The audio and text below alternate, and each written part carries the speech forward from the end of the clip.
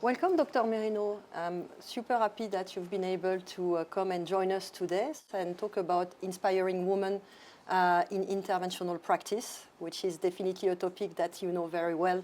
For the purpose of people to get to know you a bit better, can you give a bit of your background?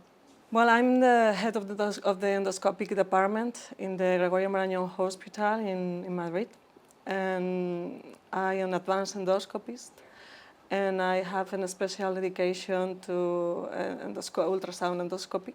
And to be honest, I wanted to be a doctor since I can remember, since I was a child.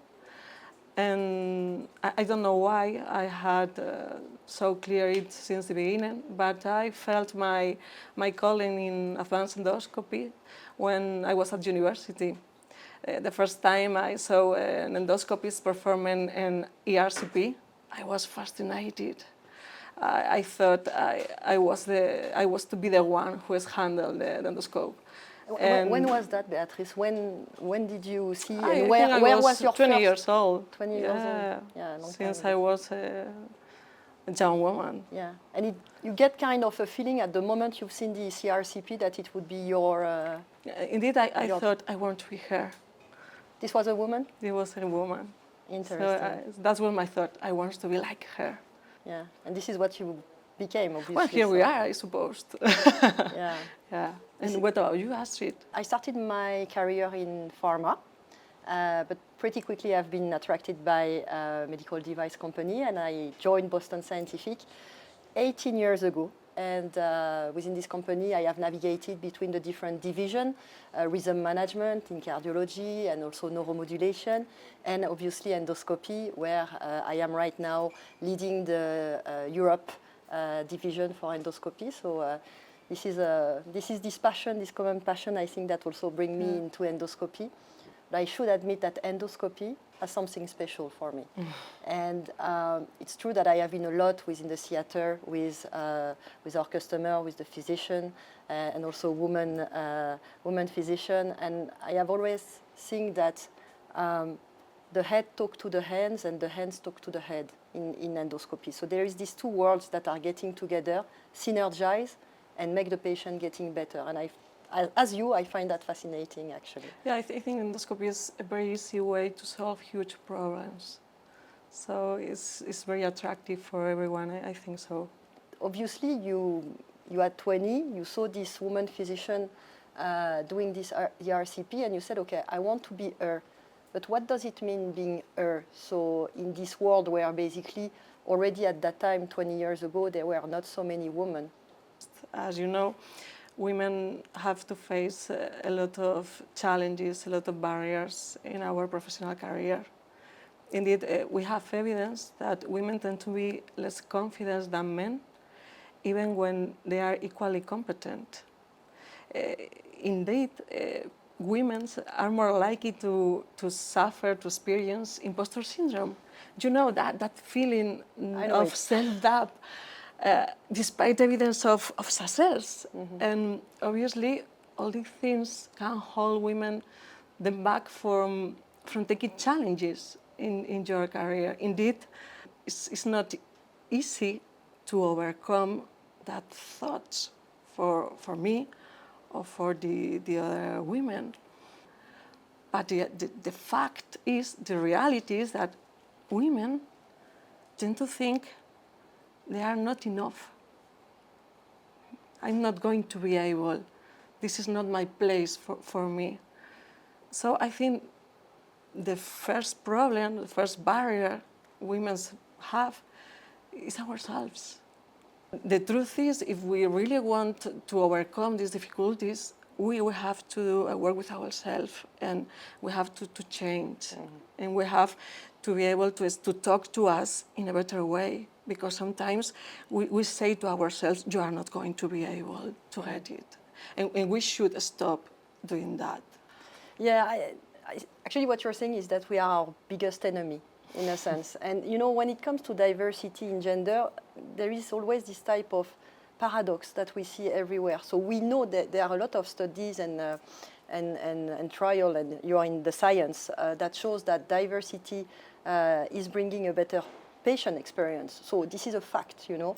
And at the same time, we have paradox, like in many countries, 75% of the healthcare personnel are women, but less than 15% are key opinion leaders, senior physicians.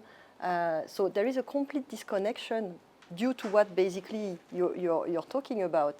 And so I'm super interested to understand, where did you find the resource to fight against that, to fight against yourself and the ability of thinking, I can't do it? Again, I was really lucky because my mentor was a woman, and she was the best. She was an advanced endoscopist. And I remember her because sometimes when I was performing a difficult procedure, a tricky patient, and I was alone with my endoscope, and I was thinking, oh, it's very hard. I'm not going to be able to finish this procedure. Oh. And I remember her entering in my endoscopy room, and in this moment, my mind changed, and you look at her and you thought, now she's here, we are going to be able to do it. So she was very inspiring for me, because she was a very good professional, and she was one of the first women in Spain being capable of taking that position. She was the head of the endoscopy department previous to me, and sometimes I would like to be so as good as her. So for me, it was, I was only to copy her. Mm-hmm. But it's very difficult. I think women often lack the chance, the opportunity to guide their careers by female mentorship. Because as you said, we are underrepresented. And when women are underrepresented in advanced endoscopy position or leadership position, it sends a message, these places are not for you. It's interesting what you were talking about, your mentor and how she has accompanied your journey and giving you this confidence to fight your imposter syndrome. And you're in a position, obviously, today to mentor young interventional endoscopists, I imagine. And what are you telling them to help them to overcome this barrier and for them to follow their path and their career? I'm with her, I'm with them, because as we talked previously, the main problem of women, they have a lot of problems with their self-esteem. So sometimes you decide that a woman is going to be formed in an advanced procedure. Mm-hmm. And they say, okay, yeah, I'm very excited about that, but when the moment is there, sometimes they don't want to get out of their comfort zone and then abandon before starting. So sometimes you have to understand that the personality of a woman is different, and you are going to offer her the chance to learn, or the chance to improve, or the chance to take risks more than once. I like the idea that a career is not, it's like climbing. It's not, when you climb, you don't climb like this. You climb like this, then you climb like that, then you put your feet, perhaps sometimes you get down to get a better way to climb. So it's not linear, it's not up linear, no. It goes in many different directions. It's not about pushing the person and making the person being in such an uncomfortable position that she's going to crash, but it's about allowing to take risk several times. It's not a one time, it's okay, or it's over. And for women, I think it's harder, because if you don't want to choose between your personal, your familiar, and your professional lives, you're going to have career interruptions. For your maternity, it's forced. You can't choose that. Absolutely. And obviously, this is going to generate a lot of gaps in the women career progression. So we really want to help women to overcome that. We have to offer specific training programs after motherhood.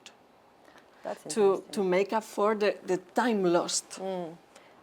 Again, very, very interesting what you're saying, because we have this evolution across the past 20 years. So again, you were talking about your mentor. She probably overcome barriers that we even can't imagine. And we have and it's a good thing, this feeling that things are evolving, and particularly in the last 5 years, there is more and more this idea of diversity and gender balance, and to treat, I would say, women and men into their singularity as well. But what you're saying is interesting. You said we have all the great intention, but we do not really put them in practice. So what do you see? So it's one of the solutions that you're bringing, this training specifically for women, but what do you think would bring us to the next level, I would say, when it comes to diversity and gender balance? As society, I think motherhood benefit should be changed. In Spain, in my country, for instance, when you become a mother, you can stay away from your work for 2 years. And it's fine. Yeah. If a woman wants to be at home 2 years, I think it's a very, very good measure. But we must offer an alternative for those women who don't want to stay at home. They want to go on with their careers, but they need to balance taking care of the baby, what's going on. So society must change and must offer more measures. And you know, maybe a recent mother cannot be working 8 hours every day. Maybe we should help her to work only 4. But in these 4 hours, they can go on with her skill development, and you don't disconnect. I'm curious, is it something that you're talking within the societies you're part of, with your colleagues, male or female, within your hospital? Do you have this type of open discussion, or this is still something that, is happening a bit on the side, but not yet really kind of put on the table? This conversation is very easy to have between women. Yeah. But not with men. Why? The way we are and the way society is, helping us with our maternity, what is not a lot of help, this favors us, but on the contrary, helps them to get a higher position in their jobs. They are not bad persons. No. No, but that's the reality. So I think for them, for our male colleagues, it's easy to go on in the same way, because the advanced procedures are for them, and they have more chances to be in leadership positions. So it's harder, because if we talk about being treated equally, what we are trying to say is we need more help. You're right. There is a lot of changes that should happen into the day-to-day and how we accompany, the practice, the woman, and into their phasing of their life, the maternity being one. But I also realize that there are some barriers that I do not overcome, and I still go to the football with my boys, and I still go to the dance with my girls. So, and I do realize that there is something potentially that is really kind of anchored into our way of living and thinking, and that we need to evolve. We have to change mindsets, not only in the workplaces, but also in our children. Because I think we have the responsibility to raise children understanding that women and men are different, but thinking that differences are enriching, not only in your personal life, but also in your professional. Because I think in general, women are more thoughtful, because we have more doubts.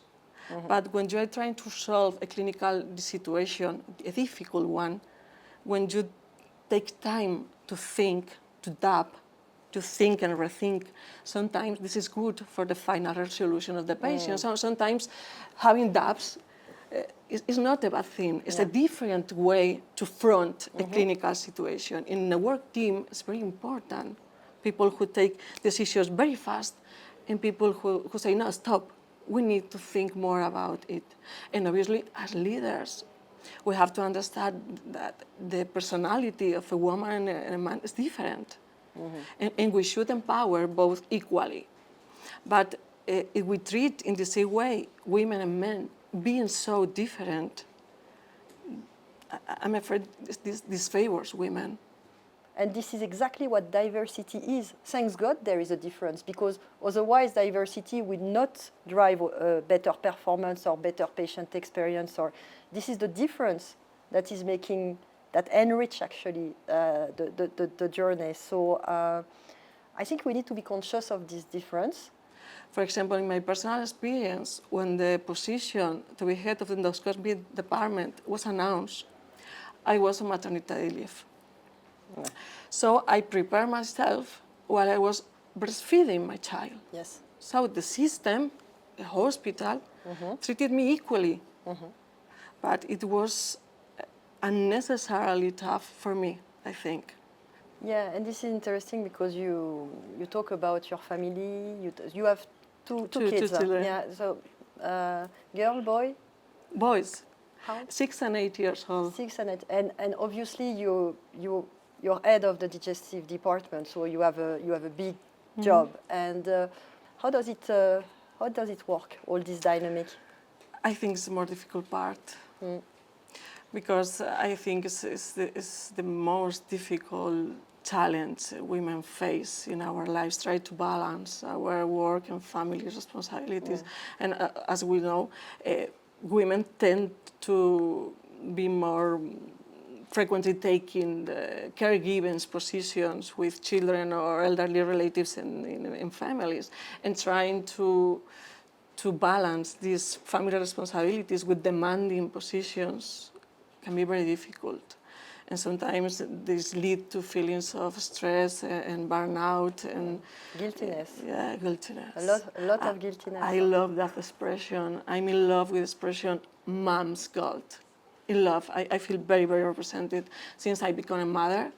Every time I'm working, I feel guilty because I'm not taking care of my kids. But when I'm with my kids, I feel guilty because I abandoned my career.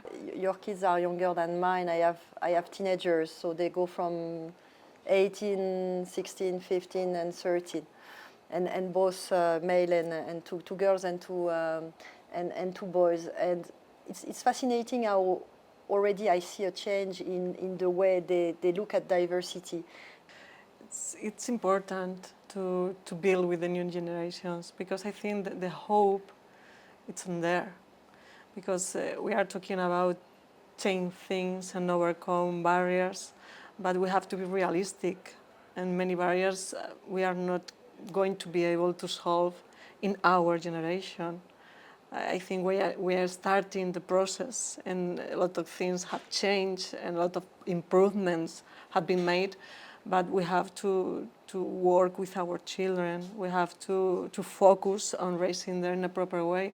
To be honest, I think we are going to have to wait maybe more than one generation to see a real change and a total equality. You know, it's getting better and better, but the reality is it's going to ask probably 1 or 2 generations more, you know, of active willingness to change that, you know, to be to the time where you're talking about, which is we will not have to be active because it will be just embedded in who we are and what we are doing.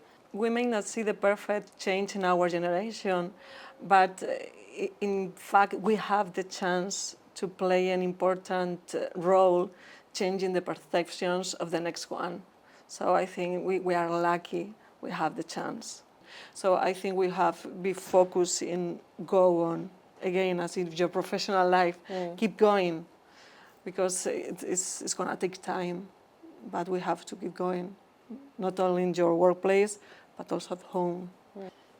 Beatriz, what I can tell you is I'm so glad that I meet the best version of you today, and it has been so insightful to listen about your journey, your experience, and all the thinking that you have put into this into this topic.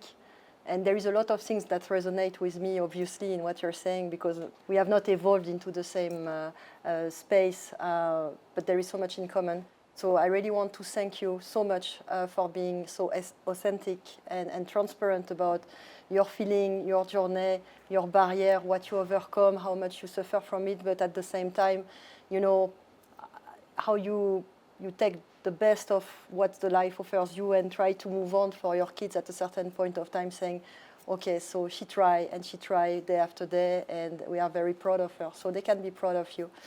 Thank you very much. And I do think, again, so many women, by just listening to what you just said, are going to, you know, it's going to infuse, it's going to inspire them.